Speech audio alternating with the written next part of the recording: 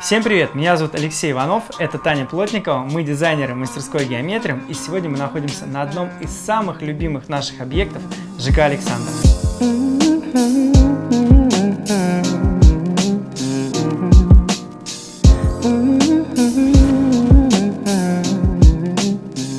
Этот интерьер делается для молодой семьи, отца и матери, у которых маленький ребенок Кирюша. Сегодня ему уже исполнилось 5 годиков. Квартира сделана в современном минималистичном стиле, чтобы хозяин, когда приходил домой после трудового дня, заполненного большим количеством информации, попадал в пространство, где нет ничего лишнего. Но тем не менее заказчики не хотели жить в музее современного искусства, и в квартире должен был быть декор, текстиль, чтобы было уютно и комфортно. Такие две парадоксальные вещи. Хотелось бы добавить, что в этой квартире мы использовали в основном натуральные материалы. То есть на полу у нас лежит паркетная доска, а столешница сделана из кварцевого агломерата, а в детской на полу также лежит пробка для того, чтобы ребенку было мягко и удобно ходить. На откосах окон и санузлах мы использовали натуральный сланец. Также на стенах очень много дерева. Штукатурка использована без добавления всяких химических примесей. Поэтому интерьер экологически чистый и натуральный. Квартира разделена на две зоны. Общественная зона – это кухня, гостиная, столовая, гостевой санузел, коридор и личная зона. Это спальная, детская, гардеробная и хозяйский санузел. Общественная зона находится у нас при входе, а спальня и детская находятся в отдалении. Это сделано для того, чтобы, когда родители уложили ребенка спать, они могли спокойно прийти в гостиную, отдохнуть, посмотреть телевизор, выпить бутылочку коллекционного вина. Также гости не будут попадать в личную зону, а будут находиться сразу же в гостиной, а приватное пространство останется приватным. Дом сделан из железобетона и кирпича, и внутри заполнение стен из пеноблоков. Поэтому заказчик попросил сделать полную звукоизоляцию квартиры как коробочку. То есть со стен, с потолка и с пола сделан звукоизоляционный материал. Это тратит бюджет, это съедает пространство, но тем не менее, благодаря этому вы не слышите звуков ремонта и голосов соседей. Ну а теперь давайте посмотрим наш интерьер.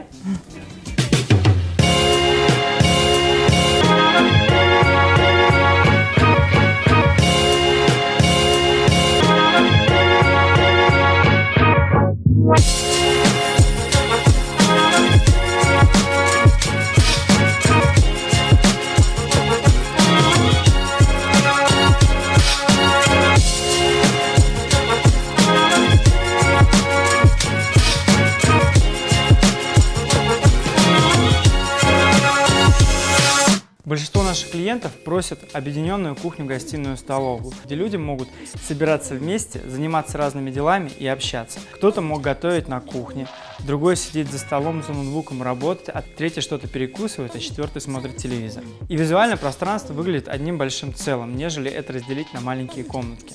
Диванная зона у нас находится в центре помещения, а заказчики хотели иметь освещение, чтобы почитать книгу. Соответственно, для него нужна была розетка, и мы предусмотрели их в полу. Одна для ноутбука, а другая для торшера. В квартире сделано несколько сценариев освещения. Во-первых, это функциональный свет, подсветка рабочей зоны, подсветка столовой группы и торшер. А потом общее освещение – это общий свет. И декоративная подсветка – это подсветка в нишах, которые расположены по периметру квартиры. У нас нет стандартных подвесов над столом. Почему мы это сделали? Потому что, с одной стороны, со стороны гостиной зоны висят профильные светильники, как подвесы, а с другой стороны висит 3 подвеса над островом. Если бы мы сделали с каждой стороны подвесы и еще по центру бы повесили, был бы уже перебор. Весь свет мы заказывали в магазине «Центр Свет». Ссылочку я оставлю в описании. Винный шкаф был самым центром композиции, вокруг него строился весь интерьер.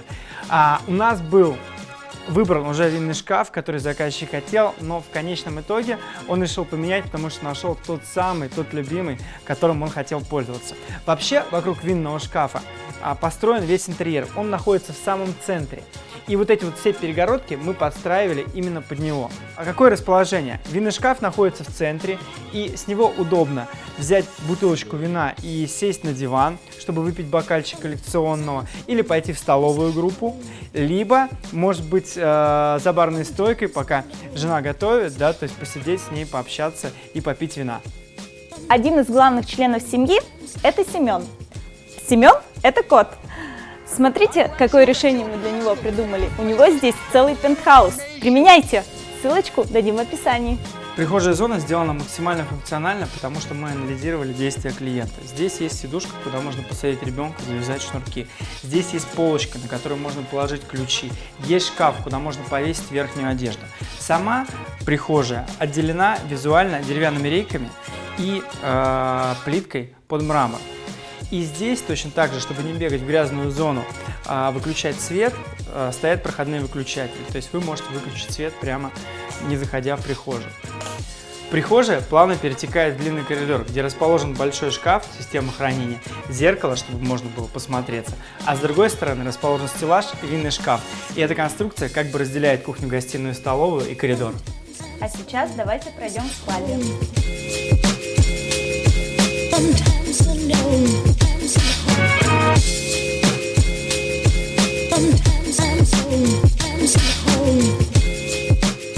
Мы сейчас находимся в зоне спальни, и спальня – это зона тишины. Здесь даже часы без звука.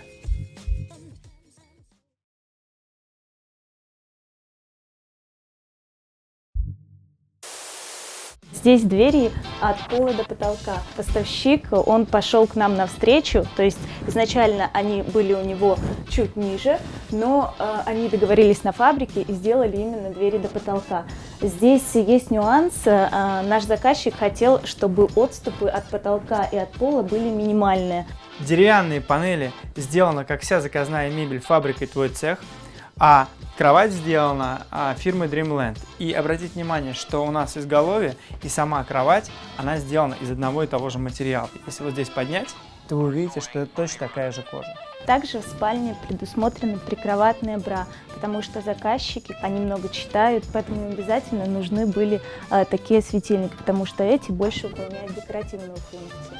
В этой комнате у нас предусмотрено демирование. Если посмотреть на потолок, там прекрасная композиция из нимбов. И заказчики могут прийти, сделать более интимную атмосферу, приглушив свет. История. На проекте мы хотели сделать золотые тумбочки в той же самой стилистике, как и стол в гостиной. Но заказчику необходимо было место для хранения всяких безделушек, мелочей, книжек и всего такого. И здесь, да, то есть мы заменили специально эти тумбы, чтобы заказчики могли хранить всякие мелочи, безделушки на вот такие вот тумбы фабрики. Айдия. Здесь у нас интересная история с ковром. Мы его подбирали очень тщательно. Посмотрите, если мы открываем дверь, то она чуть-чуть не доходит до ковра. Если бы ковер был чуть ближе к моим ногам или чуть ближе к стене, то, соответственно, дверь бы уже не открылась. И то же самое с другой стороны, со стороны балконной двери. У нас заказчик переехал уже в эту квартиру, но вешалка еще не пришла. И он нам сказал: Татьяна, куда кидать вещи? Это просто невозможно. Где уже наша вешалка? Мы ее заказывали по каталогу. Не могли ее посмотреть вживую, и она пришла светло-серого цвета. Дьявол кроется в деталях. Мы ее перекрашивали под темно-серый цвет, чтобы она сочеталась с нашим сланцем на откосах окон. Обратите внимание на стык пола и стены. Смотрите, здесь у нас сделан скрытый плинтус. Это решение сделано с точки зрения эстетики. Мы не хотели, чтобы у нас был стандартный плинтус, выделялся, да, чтобы стена шла в пол. И с точки зрения функционала, когда человек будет убираться, будет мыть, не замарается часть стены. Как это решение делается? Стена не доходит на высоту плинтуса до пола. В доске у нас есть 2-сантиметровый зазор. И в это место вставляется как раз таки плинтус из МДФ.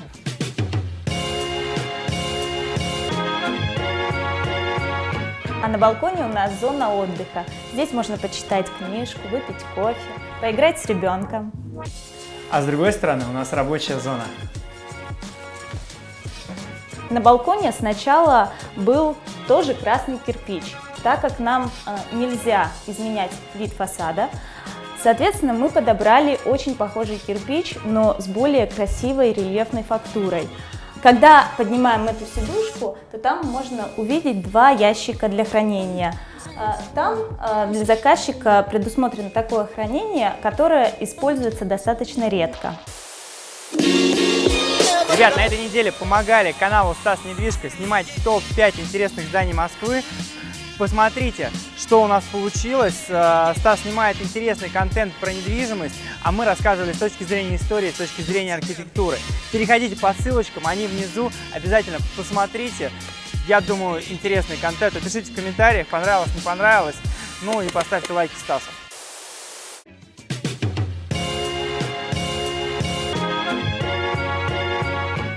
Детская делалась на вырост, поэтому дизайн ее сделан нейтрально. И уже все краски, все, что любят дети, вот такое яркое, сочное, добавлено декором. Как вы думаете, что важнее всего при проектировании детской? Напишите в комментариях. Написали?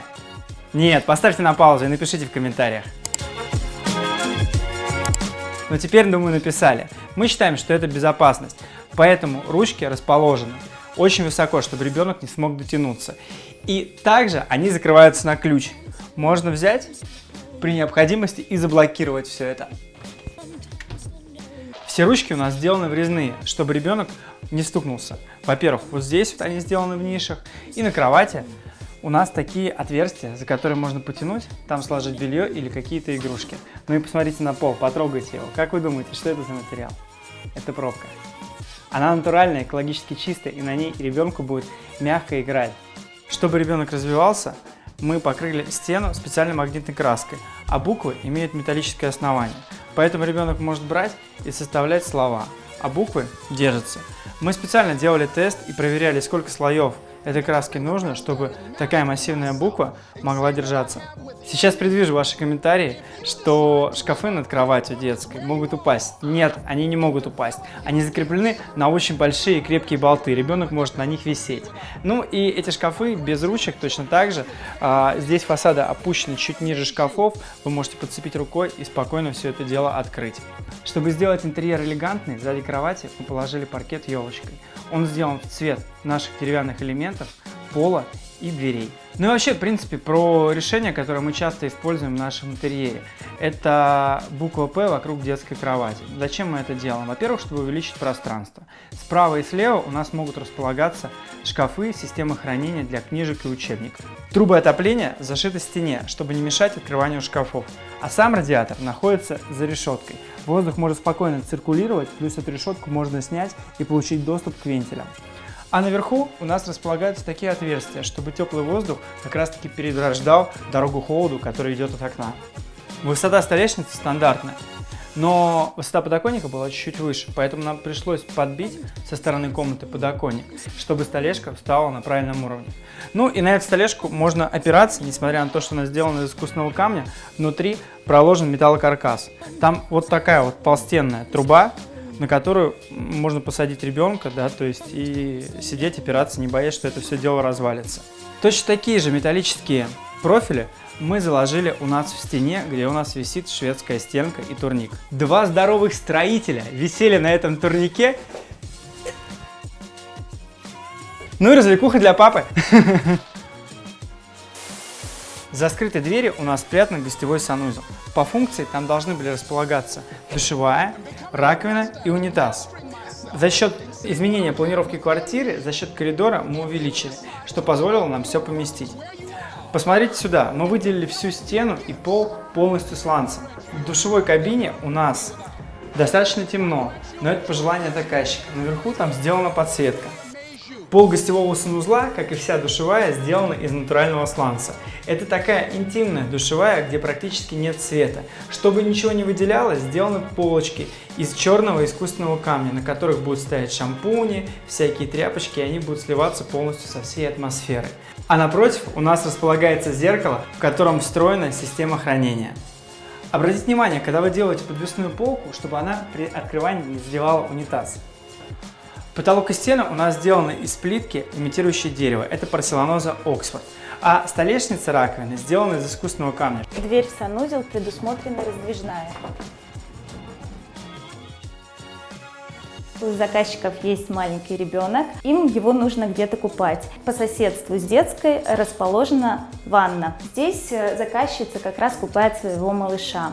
А у малышей, как мы знаем, всегда много игрушек, и их нужно куда-то положить во время купания. Можно расположить на большой борт ванной, также заказчица может разместить их на этой полочке, но и здесь предусмотрена достаточно большая зона хранения в виде вот этого шкафа. В этой части у нас расположено основное хранение, а в этом отделении коллекторная разводка, то есть все техническое оснащение.